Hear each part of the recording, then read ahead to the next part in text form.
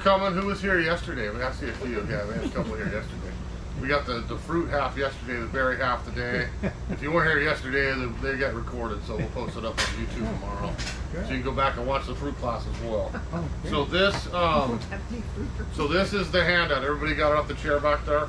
So we have, you can find this on the internet too. We keep it on our website. There's also a regular fruit tree handout and a berry handout on there. We decided to try to shorten up these classes a bit. Try to get out of here in half an hour, 45 minutes instead of me talking forever. Yesterday we came pretty close. Today it'll be a little quicker. And that way we'll have a regular fruit classes on the 31st of January. We'll just talk growing fruit, feeding fruit, all that. And the next Saturday, the 7th, is all about growing berries. So today we're just going to tackle pruning, but you can ask me after class anything you want, as far as berries. But we're going to tackle kind of pruning here today and then get more specific with the second one, all right? So I'm going to just show you a couple of tools here for berries. I don't think we're going to need a pole pruner, right? Hopefully not. That was half a joke. You're supposed to laugh. No, we won't need a pole pruner. Maybe a mulberry tree if you got an old, 50-foot mulberry tree.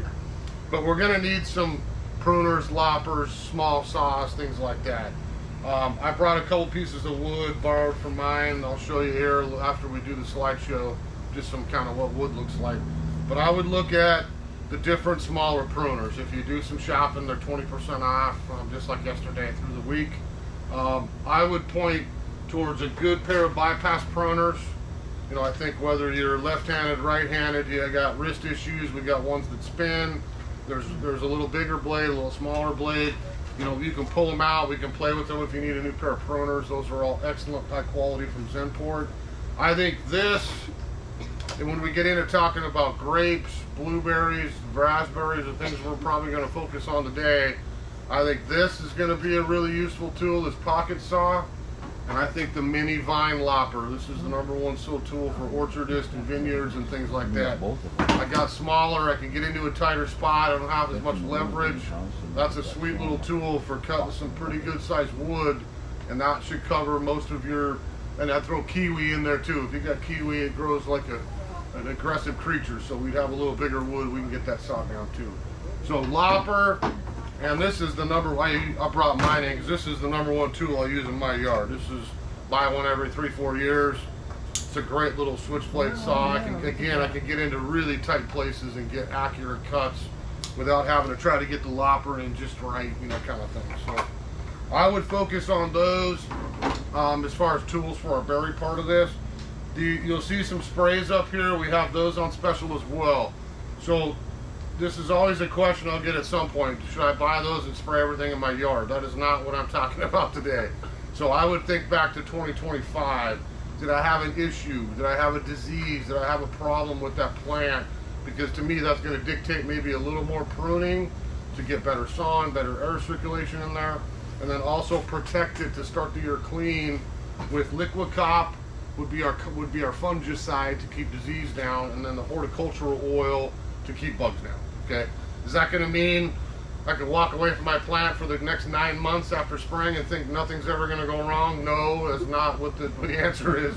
But it's going to start me clean, and I should be able to manage it a little bit better. Okay, if you haven't yet, especially I would say with the blueberry discussion on this, if you haven't yet, and we had a problem with our blueberry and we left the foliage on the ground as mulch, I would try to get out there before it breaks bud and get some of that cleaned up.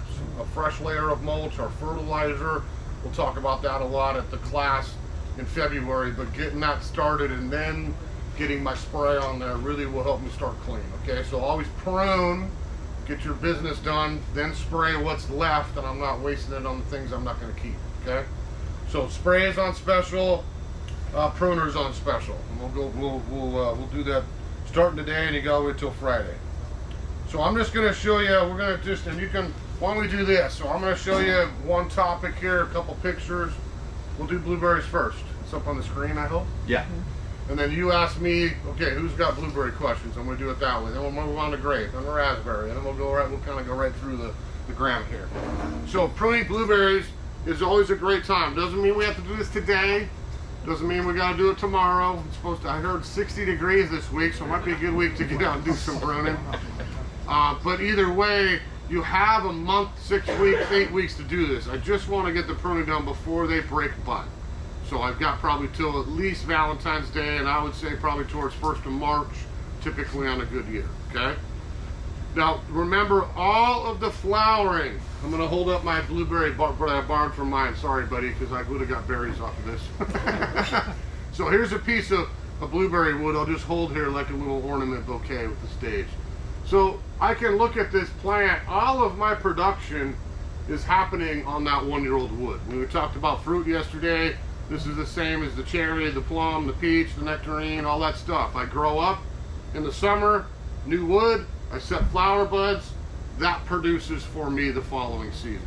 So I'm not walking out and heading back. I'm not chopping all this back to a little ball. You're gonna have a plant, it'll grow, but you're gonna have very, very little berries to enjoy. I need to leave this 1-year-old wood here that gives me the berry production, okay? So I would, all wood, avoid shearing is, I think, the note I put up on the screen there. Don't go out with your hedge clippers and do the easy thing. Be selective on where you're gonna prune, okay? Now there are some evergreen blueberries. Who has like Bountiful Blue, Sunshine Blue? I have those in my yard as well. They're really evergreen this year because we've had no winter. Typically on a normal winter, at some point we do drop foliage and then re-leaf out, even if it's late winter. But those are a little bit different. I would have foliage on this right now. It's gonna be a little harder to prune. Typically with mine like that, I wait until I pick the fruit. So if I walk out in the summer, I pick my berries in July, I might shear those versus pruning and just give them a light clip if you need. I've still got enough summer to send up some new wood, set flower buds, and then I got berries again in 2027. Does that make sense? So those are a little bit different, but typical high bush, you know, is this. Most people think the U-Pick farm, anybody live in Everett? So I live up above Lowell, and I get to look out at like 5 million blueberries that fill the whole valley. So I mean, that's kind of what we're looking at right now, just the twigs, okay? So the key with blueberry, if you're thinking about pruning, is keeping the fresh wood suckering off the base. Okay, if I look at a blueberry, I'm always gonna have multi-stem here. I'll just change pictures because you got the better picture there. Can you see the multi-stem? I've got a bushy, twiggy little shrub. And again, it's not heading back and shearing it into a ball. It's diving in at the base of it and looking for the oldest, gnarliest wood that I can cut off at ground level and just pull out of the entire plant. Okay, if I do some of that, not every one of them, but if I look at that and go, okay, I want to keep this down a little bit, I don't need all this wood. I can open it up, I get better sun, I can get in there and pull some big pieces of old blueberry out. That will tell that plant more fresh suckers off the root system. Now I've replaced that piece of wood with a brand new one this year. If you look at your blueberry, you'll probably see a whole bunch of fresh reddish colored wood just shooting out from the very bottom. Now some of those we might prune it out, but the point is hopefully that takes the place of an old tired branch that might have been produced for a number of years, okay? So we can kind of just keep that cycle going. If you look at the bud picture, that's what I'm talking about. I have the tip of any branch. I'm gonna see my flower buds swelling out here in the spring, and I'm gonna have more leaf buds down below there.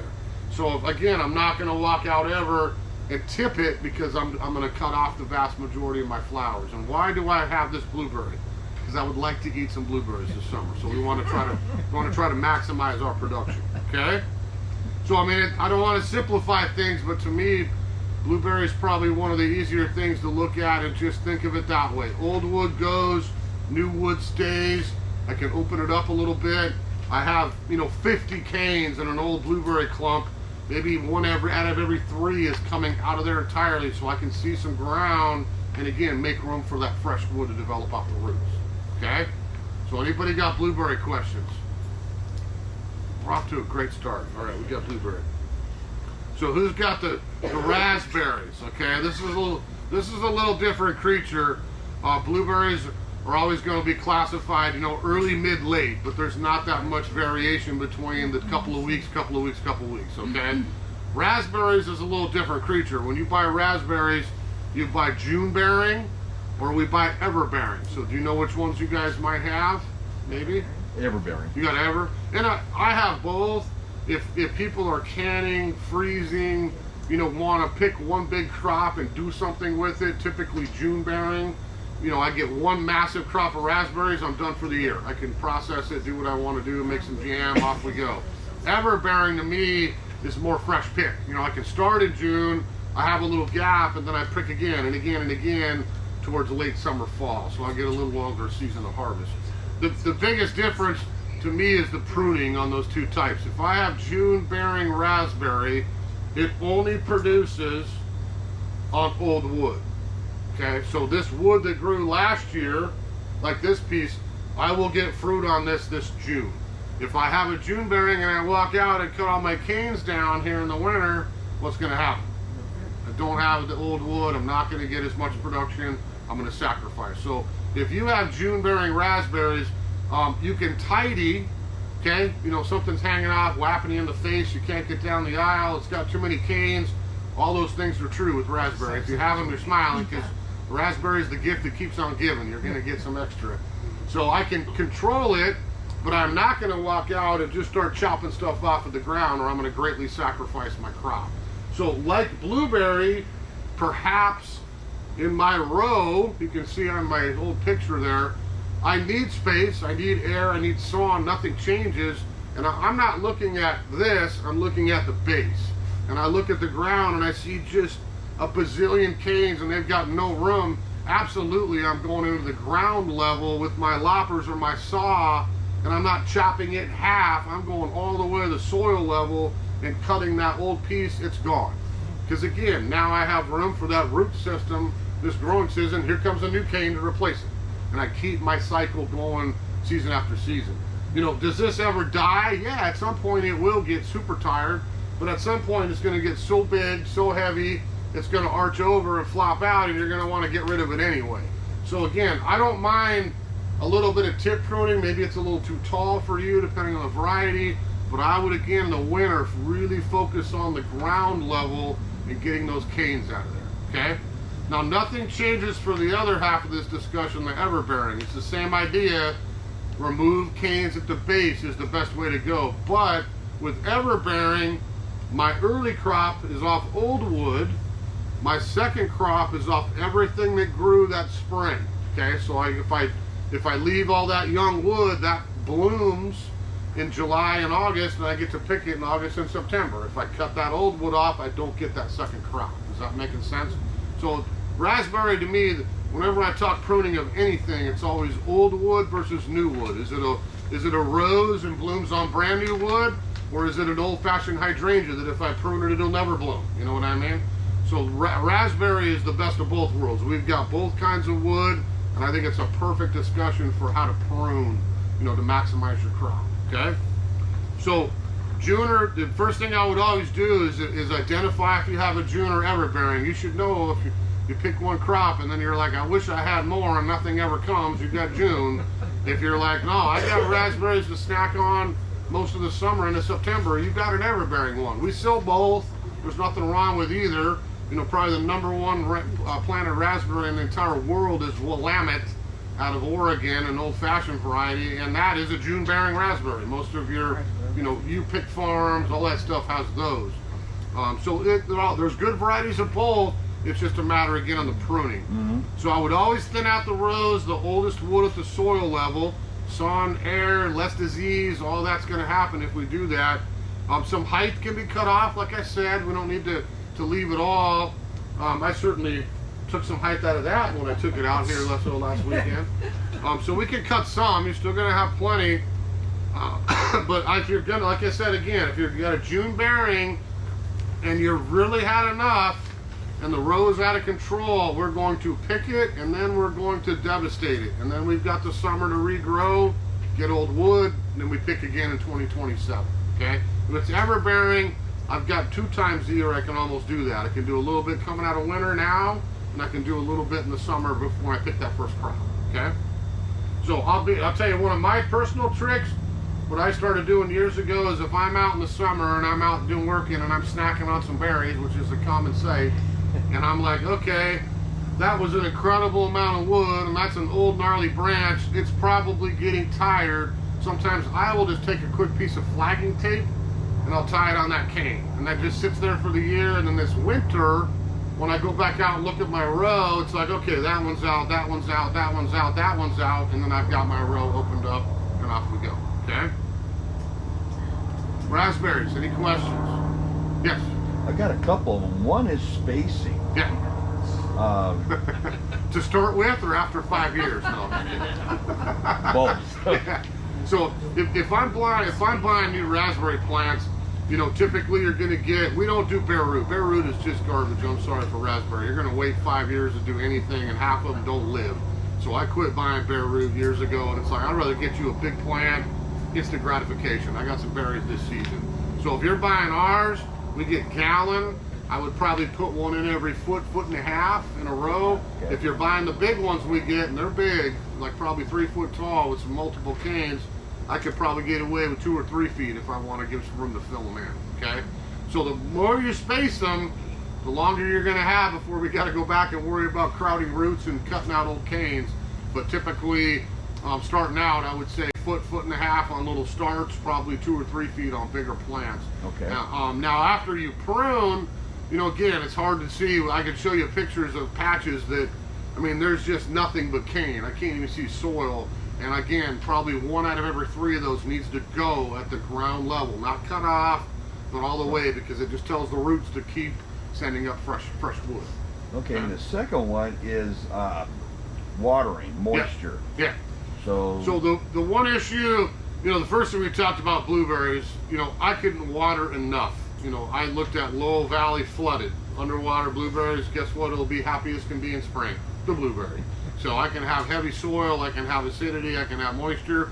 Raspberry is the opposite. If we have wet, clay, poor drainage, we got root rot, and you're gonna have nothing but issues with raspberries. So we want these up higher and drier, sometimes even in a raised bed. And we also need to irrigate them during the growing season, but probably not a whole lot during the wet season, which probably for us is, you know, 8 months of the season is probably fine. And the 4 in the middle, we're gonna give it a little bit extra water. Yeah. I would recommend with raspberry, the easiest thing with rose is soaker hose. You know, I avoid sprinklers, keep the water off the foliage, less disease, all the rest of that.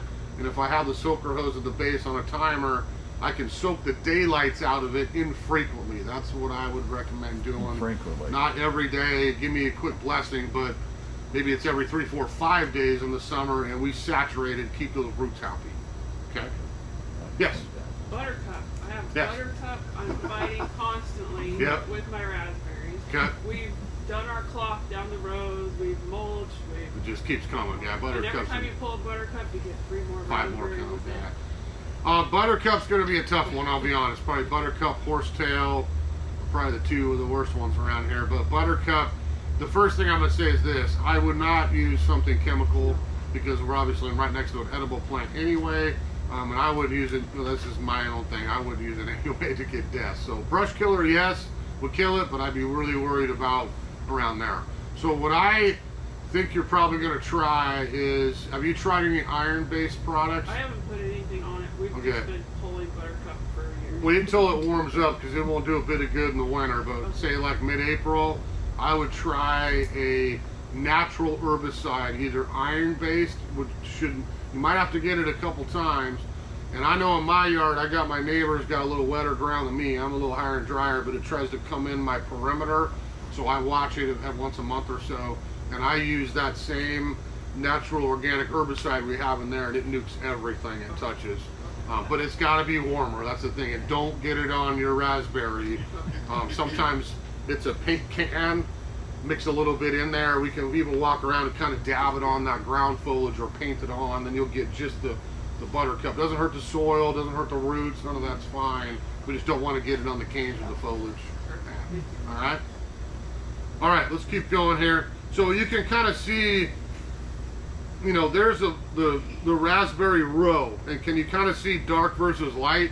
You know, I think anybody who's got raspberry can walk out right now, including me, and go, that's probably too much wood. You know, raspberry's an aggressive plant, doesn't change, it's always going to be that way. And I know I love raspberries, so I'm always going to have it, but I do need to thin. That's the number one thing I'm talking about with raspberries today is we got to get some of that wood out of there and open up that row to keep the fresh wood coming back. So if you look at that big thing, you can see the dark ones stay. All that light growth came out. You know, I've got my thing trained. Maybe I've topped it just a touch to keep it in that row, but it's more of the work has been done at the base. I've gotten all that stuff out of there. Okay. Now brambles, that's just a fancy word. If we talk about raspberries, I guess kind of are technically a bramble too, but they're a little different. So this would be, you know, tayberry, loganberry, boysenberry, blackberry, all that stuff. You know, anything that kind of grows. Not probably our non-native blackberries. It's not even native here. The one that grows all over the place is not from this area. We have Cascade blackberries, which are delicious. I grow those on my bank. But the native, the stuff we have growing is a little bit different. It's the same idea. But typically at a nursery, you're going to find gourmet, you know, huge blackberries, boysenberry, all these different crosses. And frankly, these days, less blood. Most anything comes in thornless, which I'm all over that. I don't like bleeding when I'm picking. They have a thornless Marionberry. That's what I'm waiting for. That's the best berry, I think. And there is no thornless Marionberry yet. But I can find all the rest of that thornless. I mean, it really is easy. It's the same fruit. Nothing changes. If you want to save some blood, then get some thornless. That's an easy way to go. Makes it easier when you prune too, right? Yeah. So there's all kinds of good bramble options. The biggest thing here, and I don't want to make this complicated, but you see two words on there, primocane and floricane, okay? That's all that matters with brambles. Everything is on 1-year-old wood. Does that make sense? So if I walk out this year and I've got a cane and I picked a bazillion berries off of it, it's done. You might as well look at that cane after you pick it, go to the bottom and just chop it out and throw it in the garbage. Because another one has grown that season and that's going to produce for you the next year. Does that make sense? So it's always that cycle, 1 year, the next year. It never changes with brambles. There's a couple of newer blackberries now that we would call everbearing. Okay, and this is a revolution in blackberries, especially for commercial production people. Instead of having one crop to pick, now I have two. So they figured out a way to get primocanes and floricanes to produce the same season. So if you have something like that, or you buy something like that, we treat them a little bit differently. We're not going to cut the whole cane out after we pick it, but old-fashioned Marionberry, boysenberry, blackberry, tayberry, loganberry, we can go on and on. All those brambles are going to follow that same pattern. 1-year-old wood I keep, I harvest it, I'm done with it, I prune it out, it gets replaced. It's that non-stop cycle, season to season. Now, you can drive down the road here, like I said, and see non-native blackberries that are Himalayan blackberries that are just thickets. They never stop, but they don't get pruned. So I bloom, I grow, I hit the ground, I root again, and then I root again, and I root again. This isn't about turning your yard into a blackberry patch, a thicket, okay? It's very easy to put up short tea stakes and train all these little guys and only let them get 3 or 4 feet tall. We don't need to let this go crazy and take over our yard. The root system is always going to send out more canes. We can cut it if we don't want it, especially this time of year, you can see it, but I can really keep my row pretty darn tidy by setting up a little T-post, a wire, and just training my cane so I can pick them a little bit easier too, okay? So if you follow that, you know, kind of simple advice with the, excuse me, with the floricanes and the primocanes, you know, that will lead you to maximum production. If you look at that right there, can you kind of see the difference in those diagrams? Where I can see during the dormant season my canes, and when I want to prune, and really all that I need is the last picture. You know, I don't need all that wispy growth. I just need those short chunks that are going to bloom and produce all my berries for me. So I can always go in there and tidy out, get rid of extra canes at the base. And like I said, if I see this on a blackberry cane, some dried up flowers, old berries I didn't pick, whatever, that cane has already done its business and it's out of here anyway because the next one down will take its place, okay? Got any bramble issues? Question? All right, everybody likes their blackberries. Trevor, so if we we just planted our blackberries last Yep. year, and we got a few little. Okay, yeah. And now, I mean, they're like 8 feet tall Yeah. and winding around. Do we just leave that one? Well, To get the what fruit I for would this do year, is or- leave it this year and pick it, and when you're done picking that cane, I would really shorten that one back up. So do we do it then or wait until the fall? I typically, for me, and I pick a lot of Pruning Berries especially, but when I'm out picking, that's when I typically will, again, tie a flag Yeah. to remind me to come back and get that old piece out of there that got a bazillion berries this year, or shorten them up a little bit so they're in my row. Yeah, make it easy. Yeah. All right?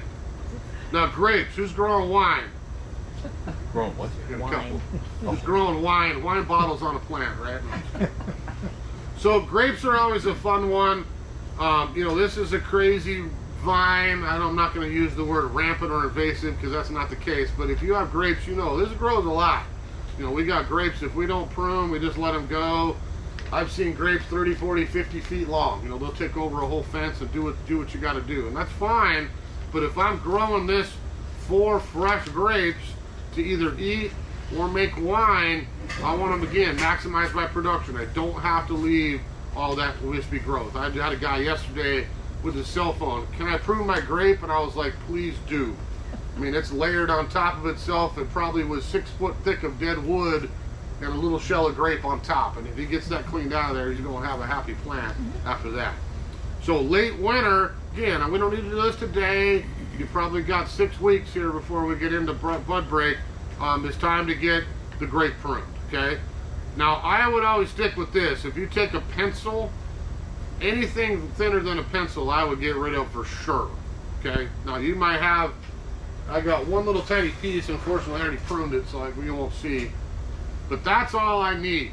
If I'm looking at a vine, might be across an entire fence line, I just need these short, old pieces of wood. This is the only place I'm going to drop a flower and actually get a grape to eat, is right there. I'm not getting anything off all that little wispy growth that took off and grew 8 feet last summer, okay? So we can really cut these back. If you drove by, you know, any winery, you know, Eastern Washington or over here, and you looked at the grapes, you're like, how do they get all that off that plant? I mean, there's nothing left when they're done pruning. It's wires, they're short, it's just one strand of wood with these short, old bud sections, because that is, again, all that matters of prune. We don't want all that, well, wispy growth. Grape is a tough one because I don't know if there's a plant that might look deader in the winter than grape. I mean, if you look at that, you're like, that is really going to grow. And I proved it yesterday. I cut a piece and it's green.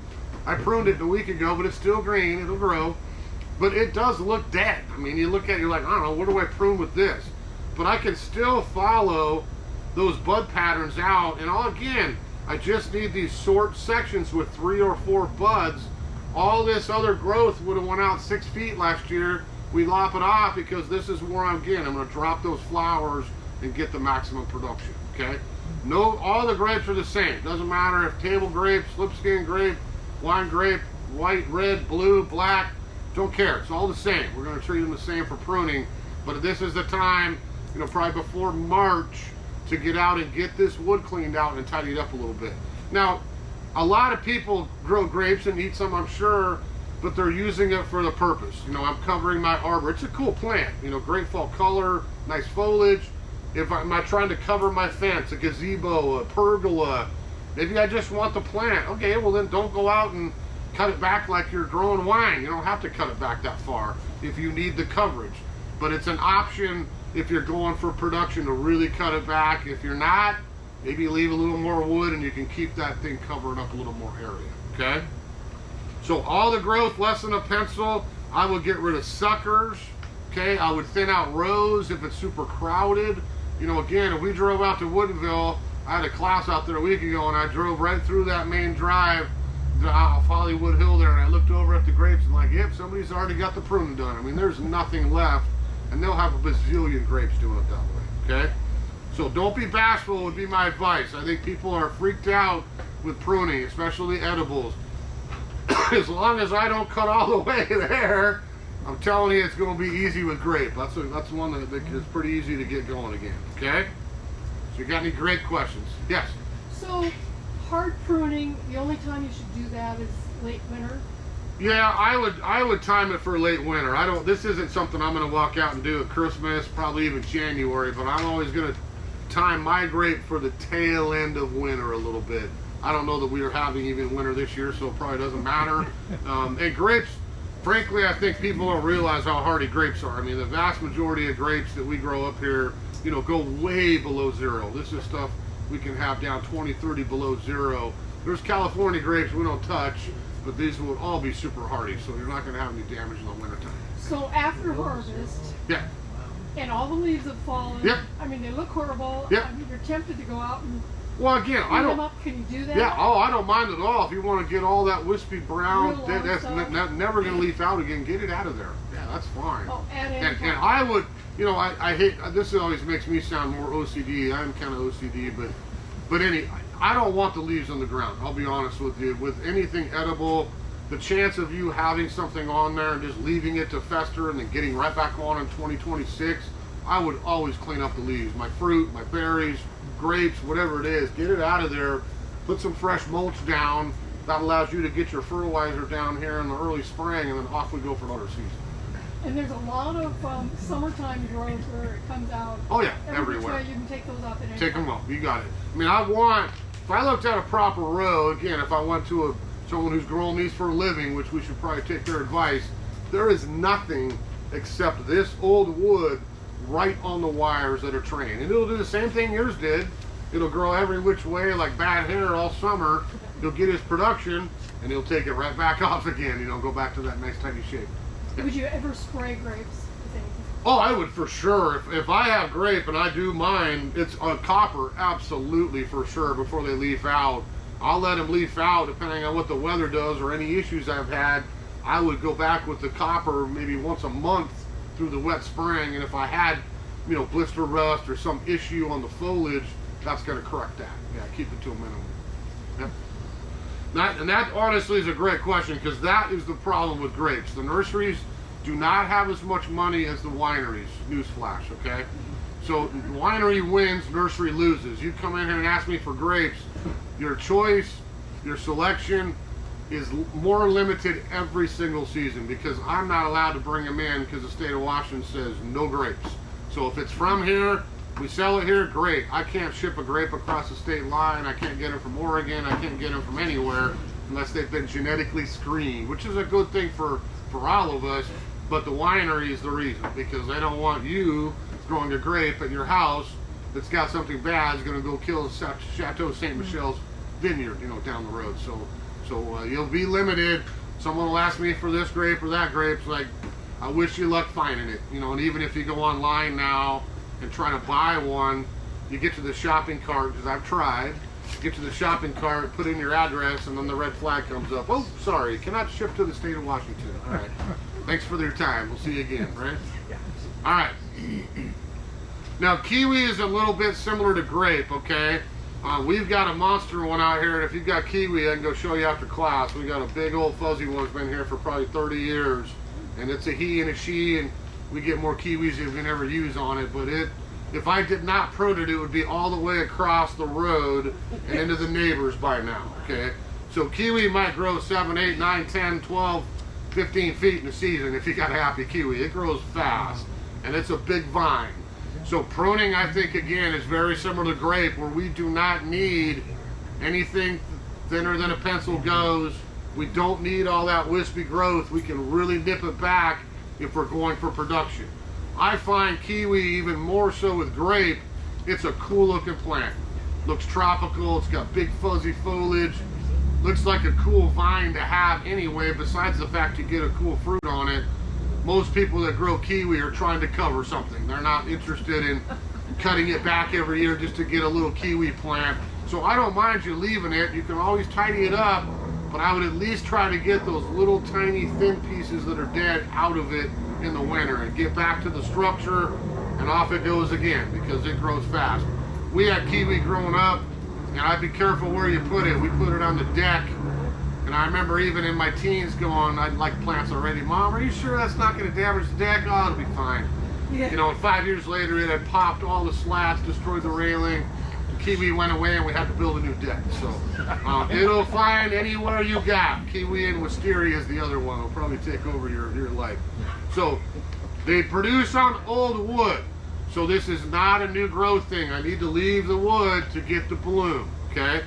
Now the bloom is the hard part with kiwi because traditionally we've had he and we've had she, and we have to have he and she do their thing, and then we get the kiwi fruit.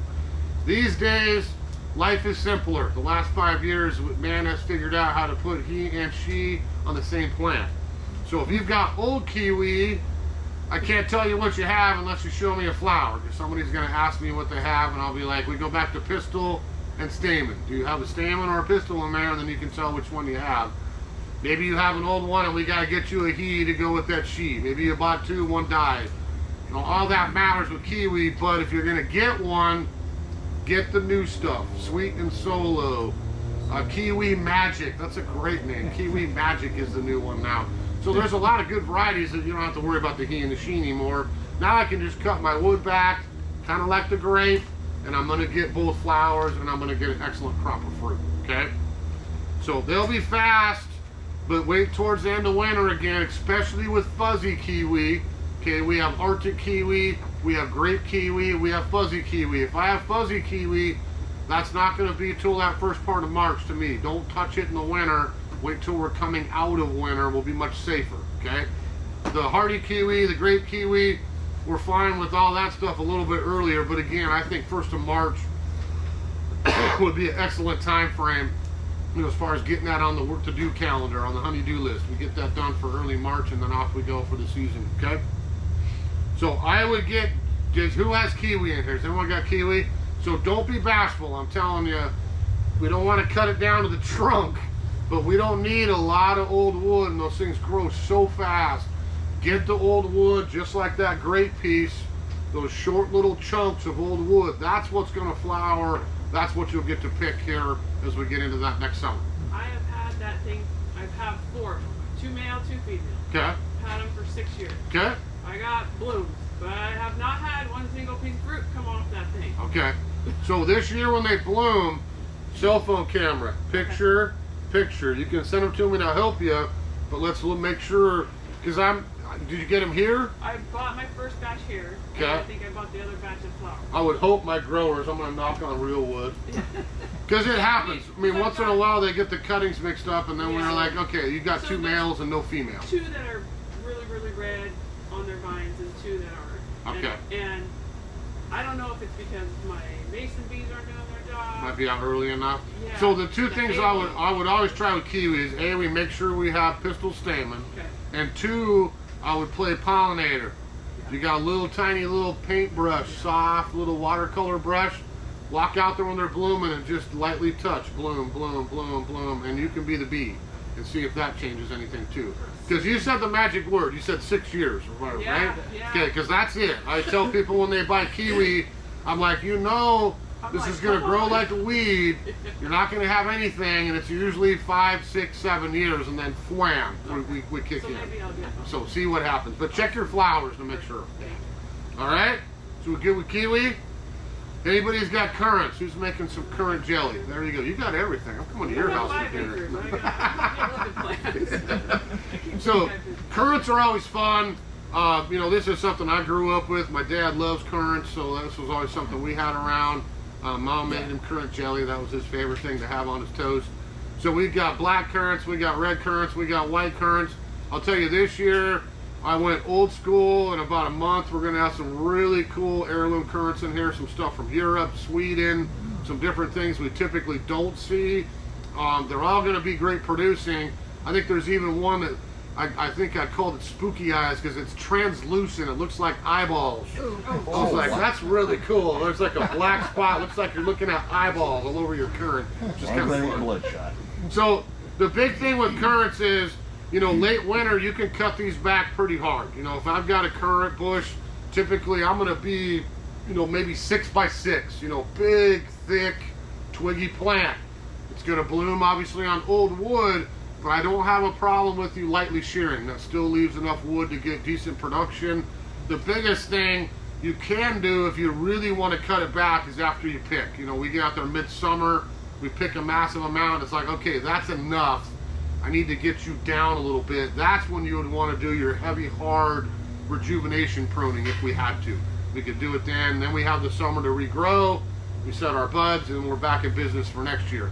If you went out in the winter and really cut it back, you're not going to kill the plant, but you're probably going to lack as much production for that one season to kind of get it back in shape. Okay, so remove lower branches. I would try to keep it upright. Current's always going to want to kind of weep a little bit at the base, maybe take off some, but you can cut it down again the summertime and the wintertime. I would recommend doing a little bit of both and not doing a massive prune one season or another. Okay, good with currant? That should be a pretty easy one to kind of dive in with currant. Now, huckleberries. Okay, who's got huckleberries? I'll raise my hand because I love huckleberries and ice cream. There you go. So huckleberries, we got a couple options around here. This is a Pacific Northwest native. I can find both these out in the woods on my hike. I can snack them. They're everywhere. So we have deciduous huckleberry, which is always the orange-red tart one. That's my favorite one. Probably a little harder to find as far as a plant. We've got a new source, so we'll have them in this year again. But that's what we would see out in the woods growing in those nurse logs. You know, shade, part shade, not a heck of a lot of sun most of the time. Those old hemlock nurse logs, every one of them is going to have a big deciduous huckleberry grown out of it. Okay, those all produce on 1-year-old wood.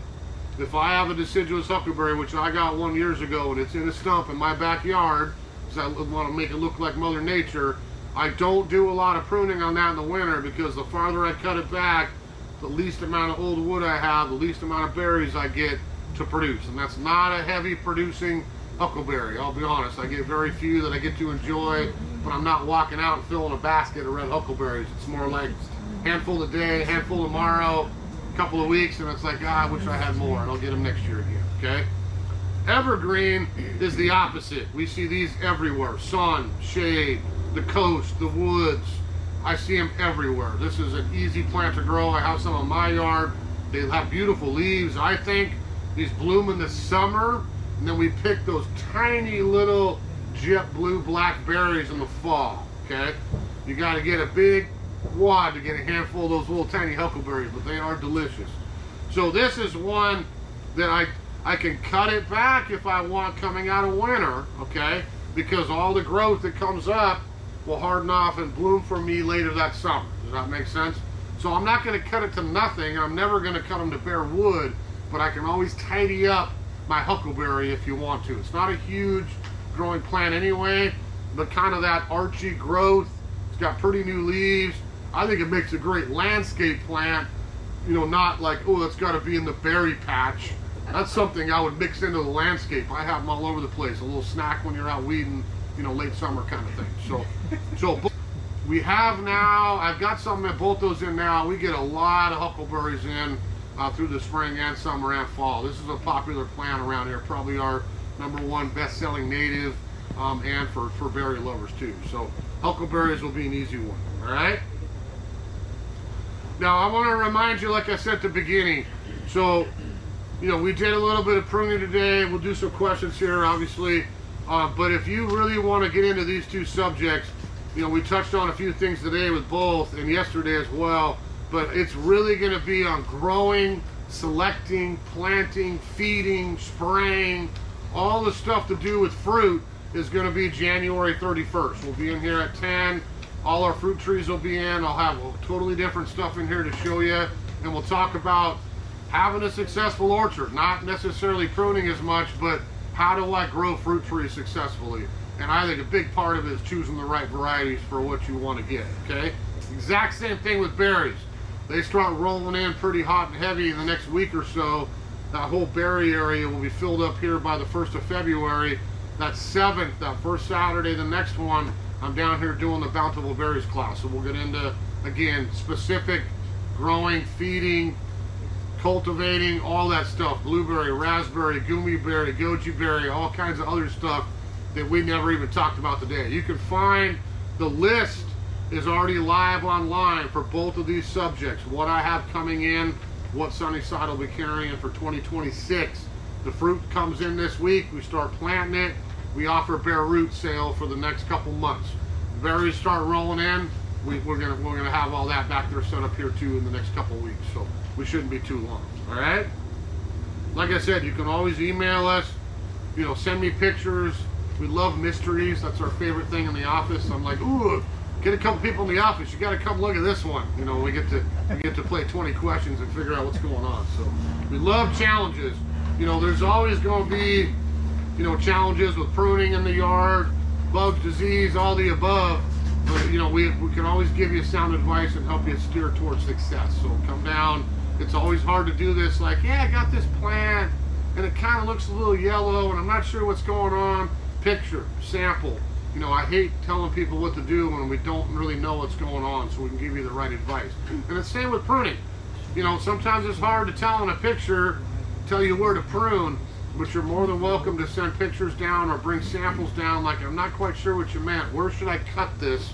And we can give you some advice that way as well. Okay. So we got any more berries you got questions on? Yeah. Elderberries. Elderberries. Great question. So elderberry, we actually have. Now, we've always had elderberries around here. And I don't know if you know with elderberries, as long as I have 2 different varieties to pollinate, I get the fruits. And that's a great one for birds, or we make some good elderberry wine, right? We go like Elton John, make some elderberry wine. So you can grow elderberry. We actually have, for the first time in years, real cultivated fruiting elderberries coming in here. We always have ornamental ones, and I can still get fruit on those. But this would be like, no, this is for growing elderberries. So we'll have that back there, and as long as I have 2 different varieties to cross-pollinate, I'm good. Right. Now, pruning is always going to be on 1-year-old wood on my production. Okay. So again, I don't mind heading back a touch, thinning out bad branches, all that stuff comes into play, but I am not going to be cutting my plant back hard this time of year. It'll grow, but you're probably going to skip a season of production that way, okay? So when you pick it, then you could take it back a little further. So I would focus on thinning and tidying it up a little bit to keep it under control, but not cutting it back quite as much here late winter. Okay? Got any more? No gojis? What's that? How detrimental do you think, like cedar trees, our kiwi is partially under the drip line of a nice Cedar? healthy cedar, but it's got good sunlight. But Yeah, I don't, cedar, the issue with cedar is what they call tannic acid. It's just the roots produce a certain thing. It shouldn't bother kiwi. It's not one that bothers kiwi. The issue with the evergreen and another plant is gonna be summer irrigation. And that would be my only thing. If they're right next door, really watch the water, because whatever rain we do get, the cedar's always dry underneath anyway. But even that rain or your irrigation, the tree roots are gonna get it before probably the kiwi would get as much as it likes. So I would focus on a little extra watering and for sure feeding. You know, get not everywhere, but right around the base of that kiwi. Make sure it gets fed, you know, probably once in 1st of March, maybe once in June. The tree will grab some of that too, but the kiwi will get the most of it that way. Yeah. How about moving that elderberry? I started it from a stick. Now Yeah. it's in. How big is it? It's probably 4.5 feet tall now. In a pot still, or is it in the ground? It's in a raised bed. Oh yeah. No, if you're gonna transplant, it's not just that. Anything, you're gonna have near 100% success right now. Okay. So you got, the sooner the better on that. I would get it moved while it's wet, cold. You probably got till 1st of March. You know, after we leaf out, we get growing, your success rate's gonna gradually drop. Some things are easy that, you know, you can't kill some things. I would be shocked if you had any issue moving the elderberry. They're usually pretty easy. All right, so we got everything. So like I said, if you want, you don't have to do it today, but all the pruning stuff, 20%, you got through Friday to use it if you need some new weapons for the pruning. The sprays are also on sale through Friday because it's a great time of year. We like to kind of promote natural sprays. These are not chemicals. I want to make sure that's clear, especially with edible stuff. We would never ever want you to take home something systemic or something that damages our pollinating friends. There's no point in that at all. So copper is always going to be classified as your natural fungicide, non-systemic, totally safe, vegetables, fruits, berries, all that. And horticultural oil, our bug control, is OMRI listed organic. So that's another thing we can use for bugs in the winter. During the growing season, which we'll talk about this at the class when we talk about in the season, you would probably want to get yourself copper. I would never complain about, but we have a great bottle on there called Home Orchard Spray. And I'll have that on sale for probably the later classes, so you can, there it goes. So you can stash it for the season. During the growing season, after we bloom and after we leaf out, we never spray and bloom. just like fruit. But after we bloom and after we leaf out, if I have issues, that home orchard spray has natural sulfur, which is an organic fungicide, and pyrethrin, which is an organic insecticide. So I can take care of aphids, whiteflies, you know, common bugs that get on my fruit and berries without poisoning myself, and the same with the disease. I can keep it safe that way, okay? All right, you guys get kicked out of here. We made it out of here even better than yesterday. Yeah, thanks for coming down. If you got any questions, like I said, you can always hit us up anytime. We're always here to help. We got great staff around here.